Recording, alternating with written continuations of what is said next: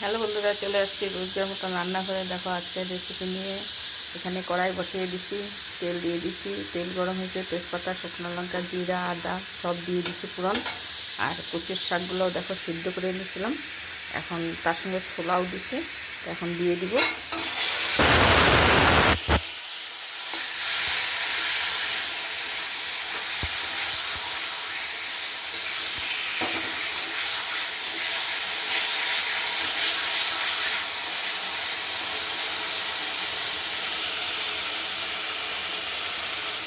পরিমাণ মতন হলুদ দিয়ে দিব।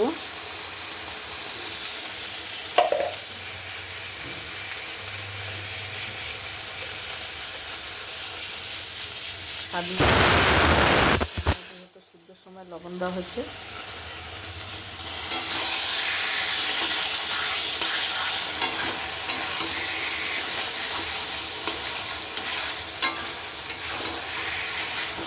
আর এখানে ছোলার ডাল প্রেসারে বসায় দিছি। ছোলার ডাল আগে সিটি দিয়ে নিছি, এখন আবার একটা সিটি দিচ্ছি, হয়ে গেছে। এখানে কাঁঠাল দেওয়া হয়েছে, কাঁঠালটা একটু সিটি দিয়ে নিচ্ছি। ভাত হয়ে গেছে, ভাত উপর করে দিছি। আর হবে এখানে কুলেখাড়া পাতার রস খাইছি, তার পাতার ইগুলা ছোবাগুলা, ওগুলা যেহেতু ভিটামিন, ওইগুলো বড়া ভাজবো। চালের গুঁড়া দিয়ে রাখছি, চালের গুঁড়া, একটা লঙ্কা, 1 চামচ চিনি দিয়ে দিচ্ছি কচুর শাকে।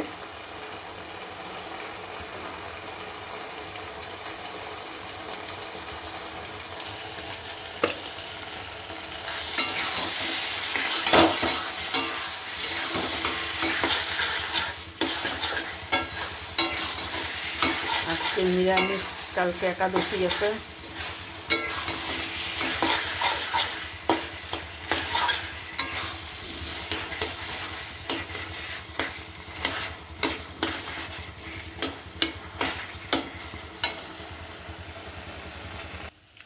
হ্যালো বন্ধুরা, দেখো কচু শাক হয়ে গেছে, এখন নামায় নিব। আর এই যে ছোলার ডাল কাঁঠাল দিয়ে,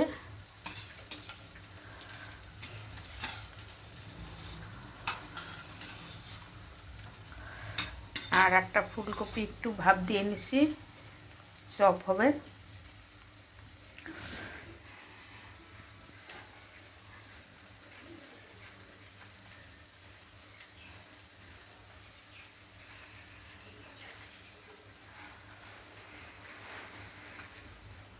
এইগুলা যেহেতু কুলেখাড়া,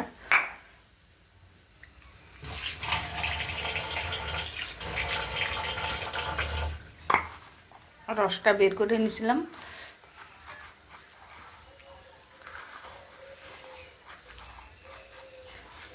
এরকম করে মাইখে বড়া করব। আর একটু চালের গুঁড়া লাগবে।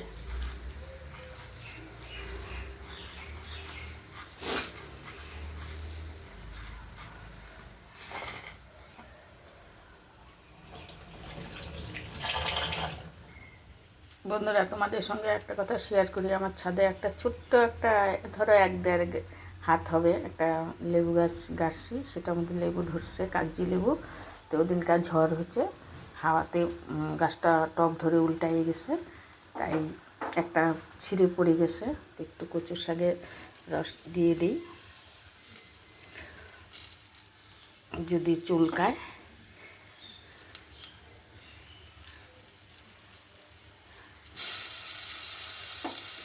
বর্ষার কচু, হালকা একটু রস দিচ্ছি।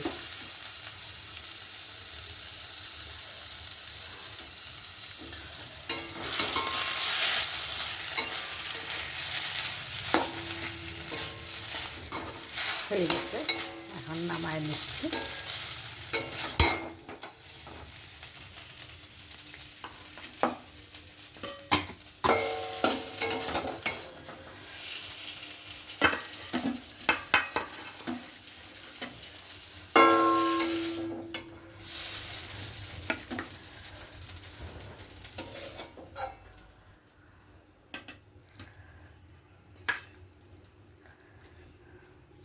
কীরকম হলো কমেন্ট করে জানাবা। ছোলা দিয়ে রান্না করছি, হালকা একটু লেবুর রস দিয়ে দিলাম, যেহেতু আমার ছাদ বাগানের গাছের লেবু।